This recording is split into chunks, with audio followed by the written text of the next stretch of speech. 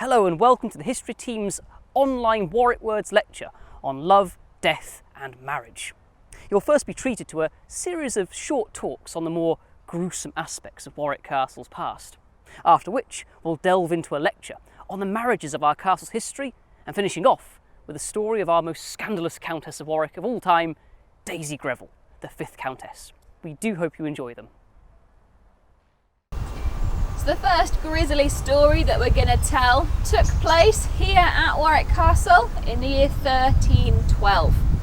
The Earl of Warwick at the time was a man named Guy Beauchamp, and the great tower behind me here was named after that Earl, Guy's Tower. But Guy Beauchamp was a fantastic medieval knight and a very close friend of the great King Edward I, also known as Longshanks, or the Hammer of the Scots, one of Britain's greatest kings. But that old king died, 1307, and his son became King Edward II. This new king was nothing like his father. He had no interest in war or politics. He liked to spend his days doing peasantry activities, such as ditching or thatching. But worse than that, King Edward had a favourite, a man named Gaviston. People did not like the influence Gaviston had over their king. And the nature of Gaviston and the king's relationship has been long debated. They called each other brothers, they were extremely close, but it has often been suggested that they were also lovers. King Edward lavished Gaviston with gifts, with lands, with titles, powers that he did not deserve and hadn't earned. The other lords in the country, they absolutely hated him. So they formed an alliance called the Ordainers. And they wrote a list of rules, or the ordinances, presented them to the king, told him he had to put them into effect immediately or they would be in open war. King Edward had no choice, because top of that list was to get rid of Gaviston. So Gaviston was sent off into exile. But as soon as he possibly could, the king brought Gaviston back. He put him by his side. So the Ordainers reformed with the same threat. Gaviston was again sent into exile. And again, the king just brought him straight back. Clearly, this was not working. Gaviston had to go, and the Earl of Warwick took it upon himself to solve the problem. He kidnapped Gaviston. He brought him back here to put him on trial here at Warwick Castle.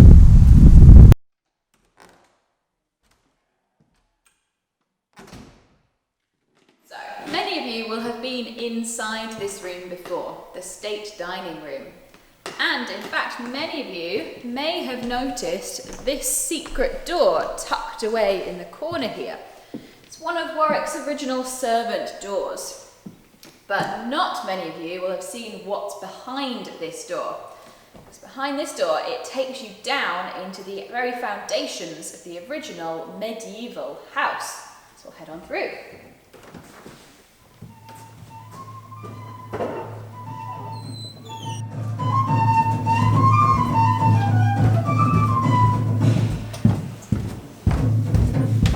We're now heading down to where Gaviston's trial was held nearly 800 years ago. So today this room is off limits to guests, but you can see that down here we have a lot of the original 13th century building where the trial of Gaviston was held so long ago. Because news of Gaviston's trial spread quickly through the country, and the most powerful people rushed to Warwick to witness this trial. But this was not a trial like today. This is not a trial to decide whether he was innocent or guilty. No, he was guilty. It was a trial to decide how he should be punished. It took 3 days to come to the decision. And on the morning of the 4th day, a group of knights went to the room where Gaviston was being held. They stripped him completely naked. They threw him into town, so that everyone could come out and watch as he was marched naked through the streets of Warwick into the woods nearby to an area called Blacklow Hill. Once there, Gaviston was forced down onto his knees and 2 knights ran him through. So one stabbed him straight through the front, at the same time another straight through the back. That did not kill Gaviston, wasn't supposed to. It's just supposed to hold him still so a third knight could chop off his head. But the Earl of Warwick had especially blunted his sword for the occasion, so it is said to have taken 7 swings to get through poor Piers Gaviston's neck. His body was left abandoned in the woods. It is said that his head was put on a stake, displayed very proudly off the walls of Warwick Castle for the whole world to see. And the news quickly spread of Gaviston's death. When the king found out, he was, obviously, absolutely furious. But this had been a completely legal process. So, publicly, the king had no choice but to forgive the Earl of Warwick. Privately, he never forgave him. And the Earl died mysteriously and suddenly not long after. The rumour was that he was poisoned by the king himself as revenge for his lost love. We now find ourselves within the green drawing room here at Warwick Castle, a distinctly 18th century room used primarily as a men's room to smoke cigarettes, cigars, play card games. However, if you were to travel back to the 14th or 15th centuries, you'd find a very different room on this site. It's believed this is the exact spot where the bedroom chambers were of the Earl and Countess of Warwick. Indeed, this room would have seen many happy and joyous occasions, but at the same time, it also holds a rather sad and tragic tale as well. Behind me, you may notice there is a secret door, as behind here is the only remnants left of that old medieval bedchamber. Let's take a look inside.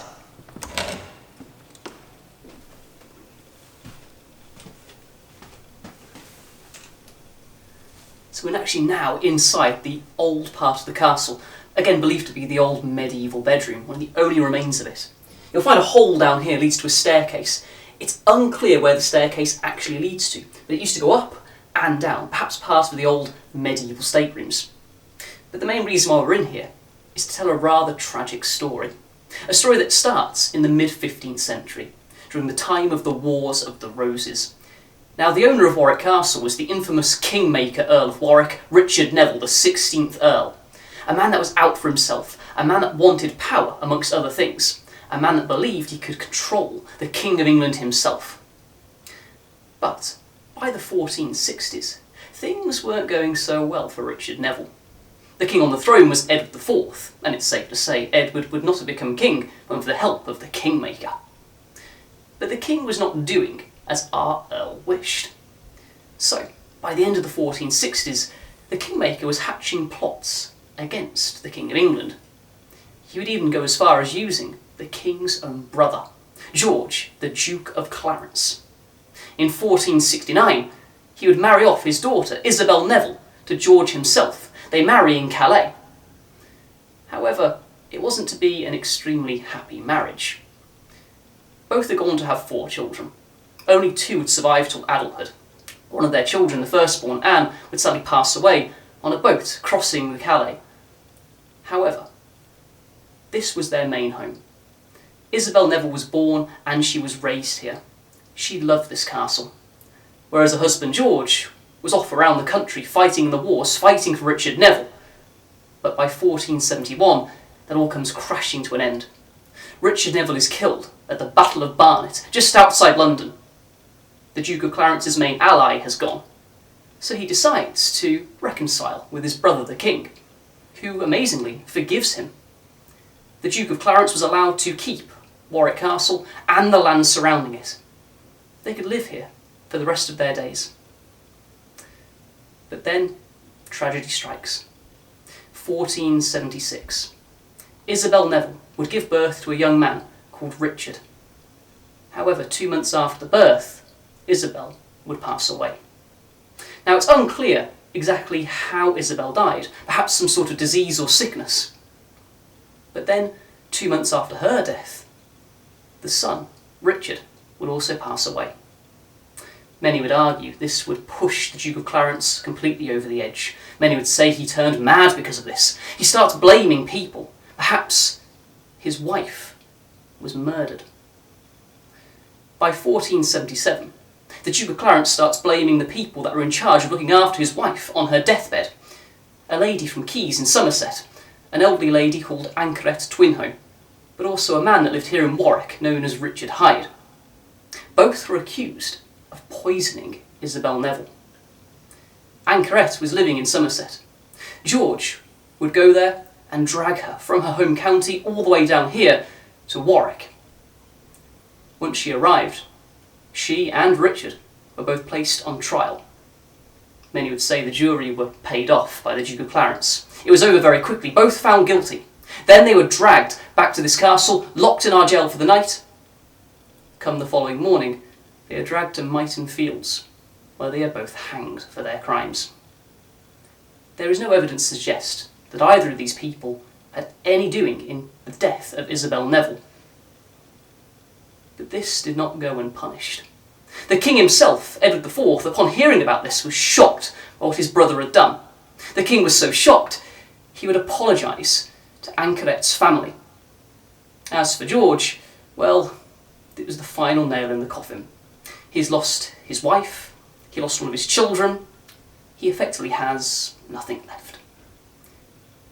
Eventually George would yet again rebel against his brother in 1478. But this time the king was not so lenient. He would accuse his brother of treason, have him locked in the Tower of London, and it's there that George, Duke of Clarence, was killed. It was a private execution, and according to some theories, he was drowned in a vat of Malmsey wine. Either way, with George gone, a sort of peace be brought over the House of York and London, and perhaps a sort of peace was brought over the king himself, Edward IV. But this room we're now in is a memento of all the sad and happy times that befell Warwick Castle back in the Middle Ages. So we're now here in the state bedroom. This was a bedroom used exclusively by the royal family, but today it is known as the Queen Anne bedroom, and that is because of this bed here. This bed was gifted to the Earls of Warwick over 200 years ago, and it once belonged to this lady up here. She was one of Britain's lesser known queens, Queen Anne. Queen Anne came to the throne in 1702, and despite becoming one of the most powerful women in the country, her life was destined to be a sad one, because she had married her husband, George, the Prince of Denmark, in 1683. He was described by everyone else who knew him as a drunk and a bore, but Queen Anne loved him very much. They would have a very happy marriage. Sadly, the following year, Queen Anne would have her first miscarriage. And over the next 16 years of marriage, she would have 17 pregnancies, but not one of her children survived. She would have 8 miscarriages, 4 stillbirths. The others wouldn't survive beyond a few hours of their life.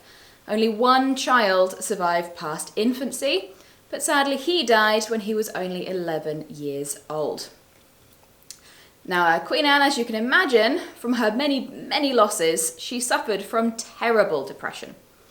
But this was long before doctors had any real understanding of the disease, let alone how to treat it. So Queen Anne instead turned to comfort eating.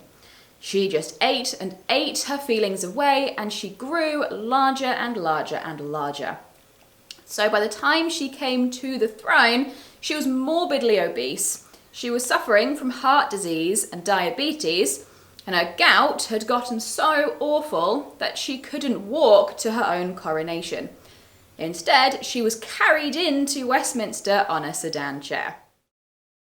Now, much was achieved throughout Queen Anne's reign, including the union of England and Scotland and the end of the War of the Spanish Succession, but very little of that is credited to Queen Anne.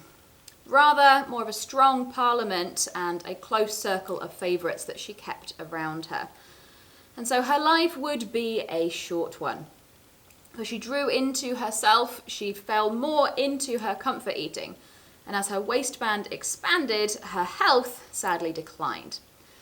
Until August 1714, she had an awful stroke. It left her unable to walk or talk.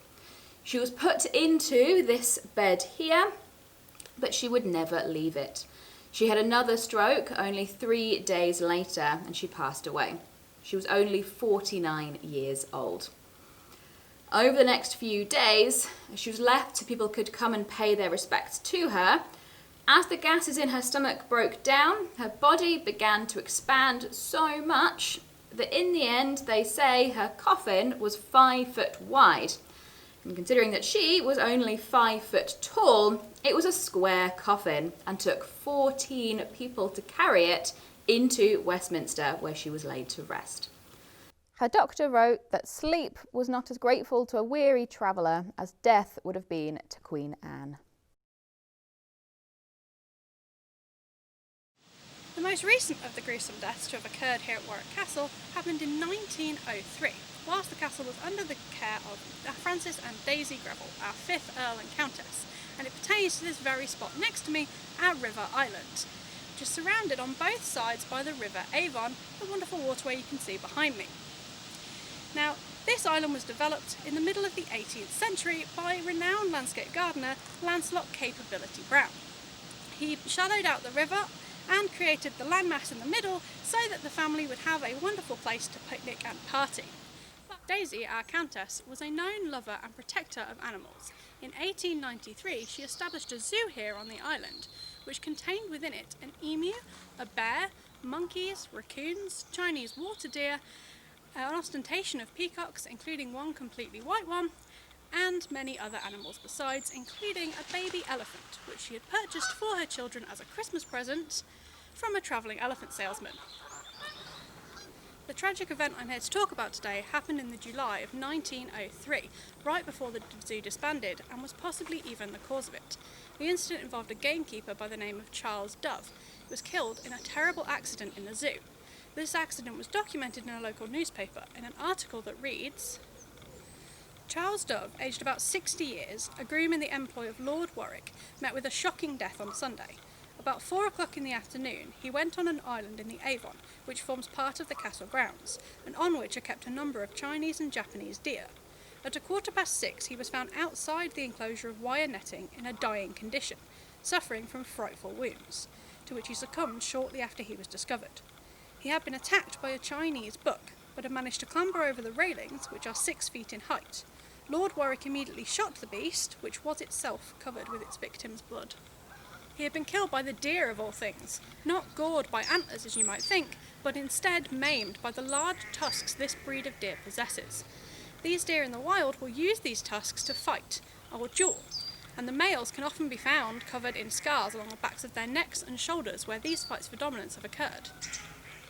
Poor Charles had been maimed by these creatures and was left bleeding and injured and unable to escape.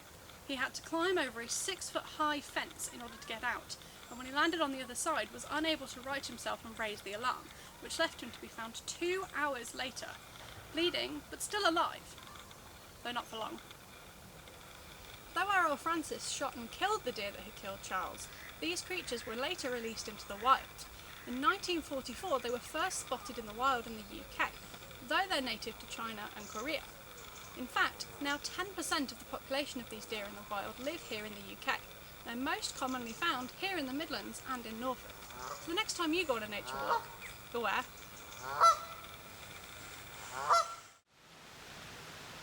This is Watergate Tower. This is how boats would transport their goods from the river up into the castle above. Over the last century, the rooms have gone by many different names. Nowadays, guests know it as the Time Tower, but in the 1970s, this was the Ghost Tower. David Greville, the last Earl of Warwick to call the castle home, converted the rooms into the apartments of his ancestor, Sir Fulk Greville, the first Baron Brooke. Fulk Greville's ghost was said to start haunting the castle back in the early 20th century, the same time that David's father, Charles Greville, was a failing Hollywood actor trying to increase tourism in the castle. In 1604, King James I gifted Warwick Castle to Sir Fulk Greville, a key player in the court of Queen Elizabeth I, He was a good friend to William Shakespeare, and it's even rumoured he may have written the original script for Twelfth Night. Fulk would also write the biography for his dear friend and perhaps lover, Sir Philip Sidney, whose painting now rests in the Red Drawing Room alongside Fulk's. When Fulk received the castle, it was a ruin, worth only a few £100, but he would spend £20,000, the equivalent of 8 million today, rebuilding the castle into his own holiday home. In 1621, Fulk was awarded the title of Baron Brooke for all of his services to the king. But he had no wife and no child, no direct heir to pass down his castle or his titles to.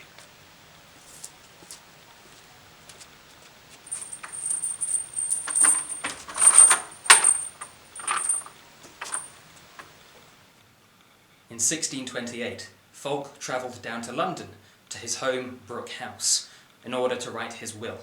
He would leave the castle to his cousin and adopted son, Robert Greville, but being a generous master, he would divide up his money and hand out part of it to his servants. The closest was Ralph Hayward, the manservant. He would be at his master's every beck and call. His duties included following Fulk into the bathroom, wiping his rear end, and retying his trousers after he went to the toilet. There was a rumour that perhaps they were closer than just master and servant. Ralph took a sneak peek into the will and was shocked to discover he was only left a mere £20 a year. He hid a knife and waited. He stabbed Fulk twice in the lower left side. The first time, the blade scraped against the bone, but out of the second wound, Fulk's organs began to seep out. Ralph turned the knife upon himself, stabbing his chest several times. He died almost instantly, but Fulk was still alive, and he paid for the very best doctors to come and treat him. Unfortunately, 17th century medicine can only go so far. The practice at the time was to take the skin from pigs' intestines and wrap it around the exposed innards. They believed that by introducing healthy new organ tissue, they could encourage healthy growth. What they had actually done is stuffed Fulk full of pig fat. The wound turned infected and rancid. After a week, the doctors took a handful of maggots and packed them inside to eat away at the dead, rotten flesh. But things only got worse. Fulk was in tremendous agony for an entire month. Fulk finally died on the 30th of September, 1628. His body was laid to rest in St Mary's Church in town. On his tomb are inscribed the words, "A loyal servant to Queen Elizabeth, counsellor to King James, and friend to Philip Sidney." After Philip Sidney's death, his painting was commissioned. Fulk can be seen wearing black, a sadness about his face, grieving and mourning the loss of his dear friend Philip. 3 centuries after Fulk's death, his descendants would sight his ghost for the very first time in the early 20th century. The story goes that every night at the stroke of 12, Fulk's ghost would step out of the frame and wander up and down these hallways. The ghost was a good way to bring in tourism, but the true bloody history of Warwick Castle is far more horrifying. For the vast majority of our history, the owners of the castle had a very different attitude to marriage to the one we enjoy at the moment. Love was by no means the primary consideration. Marriages were about politics and power, securing a dynasty's position and hopefully producing heirs to further the family line. On those occasions that love, romantic interest, or indeed friendship actually occurred, these almost always would have appeared after the ceremony, as newlyweds seldom spent very much time together before their union took place. As such, throughout our history, as in society in general, this produced a wide array of results, with some couples definitely finding happiness and others not being quite so fortunate. A prime example of the latter scenario would be that of Margaret de Newburgh and John du Plessis from the 13th century. The Newburghs were the first family to hold the title Earl of Warwick and had done so since 1088. However, in 1242, the last male Newburgh of that line, Thomas, died without issue, and his recently widowed sister Margaret became his heiress. At the time, Margaret was unable to inherit the castle or the title in her own right. She would only be able to do so if she was married. As such, on Christmas Day of 1242, she was given, as a present, by Henry III to one of his knights, a man named John du Plessis. Now, this regrettably was not uncommon at the time and could produce some very successful marriages. As I've already said, though, this was not one of them. The happy couple loathed each other. They would only meet 3 times during their entire lives, the first of which was their wedding day, and Margaret so hated her husband that she spent the rest of her life denying she was even married at all. Unsurprisingly, perhaps then, this union produced no children and therefore cannot be regarded as being particularly successful. Within a few years, the castle and the title had passed to the Beauchamp family, and here we can see an example of a far happier, if no less mercenary, marriage. In 1315, the 10th Earl of Warwick, Guy Beauchamp, died, leaving his 2-year-old son to inherit his estates. At the time, there was some contention with the Mortimer family over some land in Wales. As such, in 1318, it was decided that to end this feud and resolve the issue, that the infant Thomas would be betrothed to the daughter of Roger Mortimer, Catherine, herself also a child. The pair were married the following year, and control of Thomas' estate during the remainder of his minority was given to his new father-in-law, so a good move for all sides, given that Mortimer was himself a powerful magnate at the time. It would prove to be a very successful union. Thomas and Catherine went on to have 15 children, so clearly they put their family differences behind them, and died just months apart in 1369. They were buried together in St Mary's Church here in Warwick, and thus have spent eternity side by side, a testament to a political match producing a strong and positive relationship. While Thomas and Catherine certainly enjoyed a successful marriage, potentially the best example comes from slightly later in our history and regards our most famous Earl, Richard Neville, better known by his nickname, the Kingmaker. Now, the Nevilles originated from Durham up in the northeast of England and had risen to prominence at the end of the 14th century through border wars with Scotland. Richard Neville's father, also imaginatively called Richard Neville, was the Earl of Salisbury, and thus arranged for his eldest son to marry Anne Beauchamp, daughter of the 13th Earl of Warwick, meaning that he would stand to inherit some of her family's considerable estates as well as his parents. This match in and of itself would have been a good one for Richard Neville, but things would take a dramatic turn for the better during the 1440s. In 1446, Henry Beauchamp, Richard's brother-in-law and now owner of the castle, died, leaving everything to his only daughter. The unfortunate girl perished herself in 1449, meaning that almost the entire Beauchamp estate now fell into Richard Neville's hands, and thus he became the Earl of Warwick, jure uxoris, by right of his wife, just as John du Plessis had done 2 centuries prior. This inheritance transformed Richard Neville into one of the most powerful landed magnates in England, owning lands across 18 counties, stretching from Cornwall up into Yorkshire. Richard Neville soon became embroiled in the Wars of the Roses, the struggle between the houses York and Lancaster. In 1461, he helped depose the somewhat ineffectual Lancastrian King Henry VI and replace him with his 19-year-old cousin Edward, the Duke of York, who was crowned Edward IV. The pair would not remain close for long, due in part to Edward's marriage. Edward was a bachelor when he became King of England, so naturally we need to marry him off so that he can start to produce heirs. Now, the best person for him to marry would be a foreign princess, because this brings with it generally a substantial dowry, which would be very useful for Edward as he had inherited a large debt when he became king, and also provides legitimacy from another royal family. So Richard Neville pushes for Edward to marry into the French royal family.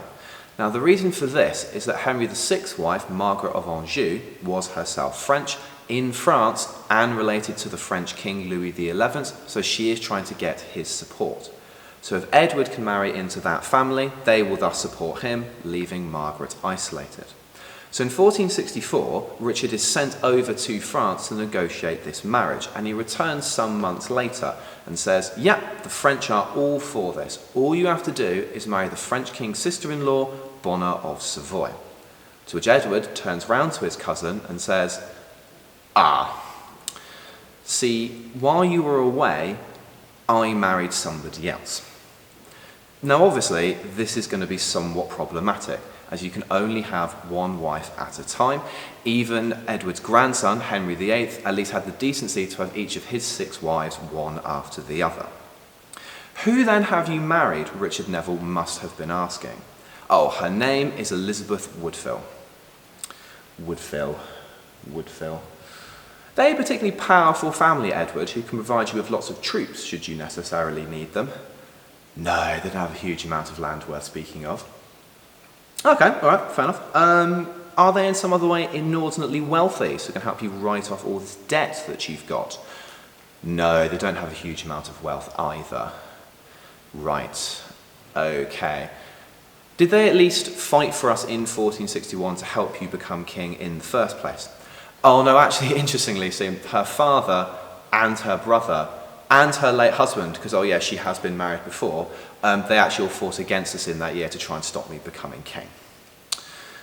Why on earth then have you married her? Must have been the question that Richard Neville was asking. Now, chroniclers at the time describe Elizabeth Woodville as being exceptionally beautiful, and Edward had a reputation as something of a lad. So she very quickly worked out what he was after, and as Anne Boleyn would do in the following century, basically said to Edward, well, I'm not going to go to bed with you unless you marry me. And he, being a guy in his early 20s, not thinking with his brain, married her, which was just such a political own goal for Edward. It provided him with no advantages in the short term and massively alienated and irritated Richard Neville. Clearly then, as you can see here, marrying for love, or at least affection, is not necessarily going to work out that well for you.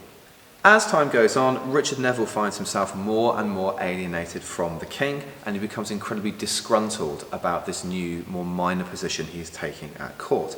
So he starts to fall in with someone else who is dissatisfied, which is Edward's younger brother, George, the Duke of Clarence. The pair of them begin to scheme together in an attempt to remove Edward from power, and to cement their position together, Richard Neville marries his elder daughter Isabel to his own first cousin against the wishes of Edward IV. He would go still further and ally himself with the Lancastrians by marrying his younger daughter Anne to Henry VI's son. It could not be plainer from this episode that the feelings and interests of his daughters were not his concern, but maintaining his own position and furthering his cause were his primary considerations. Things would continue in this manner for Anne Neville. For the year after her marriage, both her father and her husband were killed as Edward IV managed to regain the throne. Widowed, she was soon married off to Richard, the Duke of Gloucester, another younger brother of Edward IV, to ensure that the vast estates Richard Neville had once controlled were now held by the royal family. In 1483, Gloucester would actually usurp the throne of England from his nephew to become Richard III, and he and Anne were crowned together in the first joint coronation in 175 years. Anne Neville perhaps demonstrates best of all that marriages were not about the individual. They're about the lands they stood to inherit and the alliances that they could cement. Regrettably, this attitude would not really change as the medieval period elapsed and the millennium continued. However, as times change, things do slowly shift with them, and some individuals from our past did have a greater say over who their spouse would be. And perhaps the most stark reminder of this would be a lady called Frances Evelyn Daisy Maynard.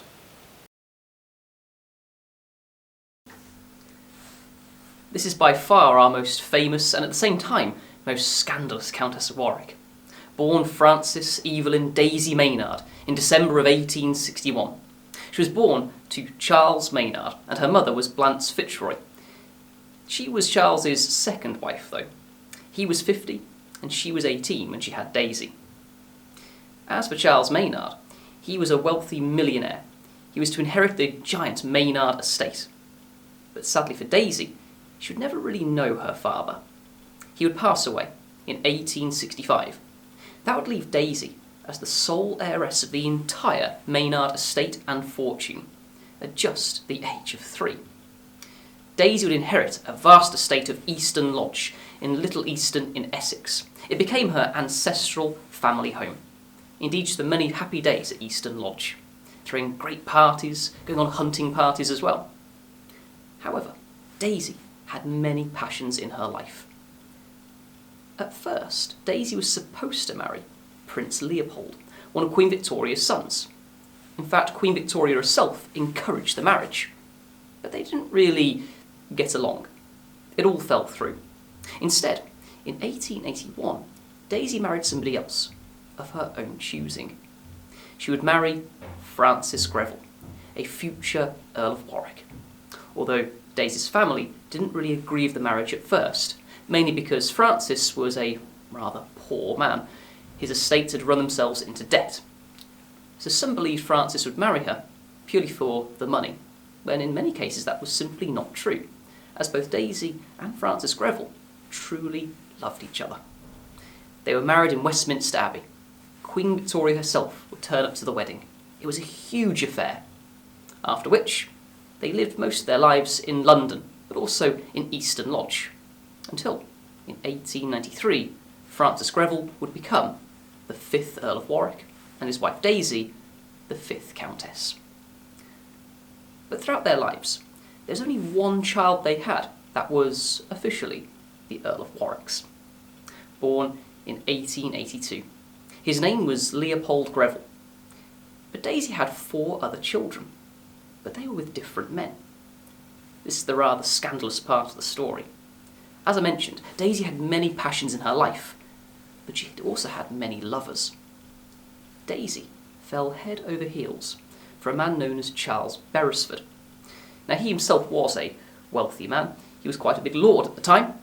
The problem is, Daisy was so in love with him, she would not leave him be. It is said Charles fathered 2 of Daisy's children. The second born was Marjorie, born in 1884. But there was one other child, a boy called Charles, born in 1885. But sadly, he did not live long. He didn't see his 2nd birthday. But all these affairs and scandals, they had to remain very secret, as both Daisy and her husband were members of a very exclusive club, the Marlborough House Set, headed by none other than the Prince of Wales himself, future King Edward VII. Now, affairs and scandals were very common at that time, but they must be kept quiet, away from public eye, and especially away from the newspapers. But Daisy was given a nickname. She was known to some as the Babbling Brook, mainly because Daisy was so infatuated with Charles Beresford, she would send him a letter asking him if he was truly committed to her and not his wife, Lady Charles Beresford. However, the letter was sent to his home.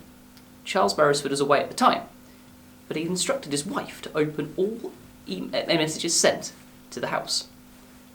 So she opened the letter and noticed it was from Daisy. What she read was horrifying.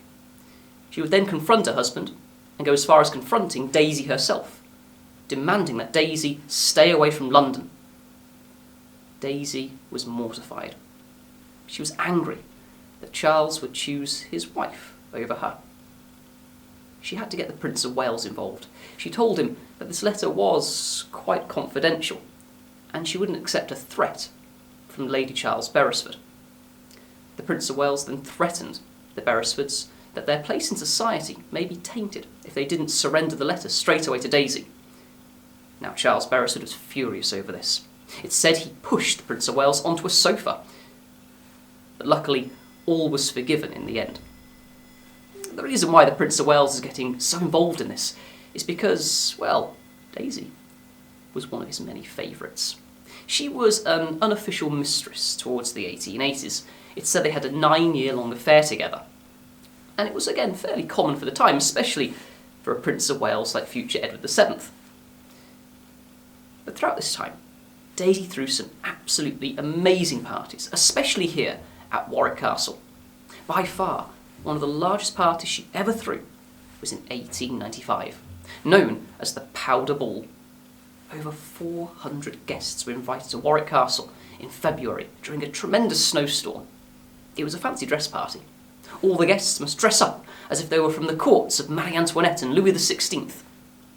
Daisy, she would steal the show, dressing as Marie Antoinette herself. It was such a huge occasion, but at the same time, extremely expensive. Daisy spent an absolute fortune on her many parties at Warwick Castle. and it didn't go unnoticed. Towards the end of the 19th century, public opinion on the aristocracy had begun to change. Many start crying out, "It's not fair. There are people starving in the streets, and yet there are people like Daisy and her husband wasting all this money on frivolous parties." Indeed, there was one man who really touched a nerve with Daisy, the chief editor of the Clarion, a newspaper at the time, a man by the name of Robert Blatchford. He wrote that this party in 1895 was a tremendous waste of money. He blamed the Countess for this. She was furious.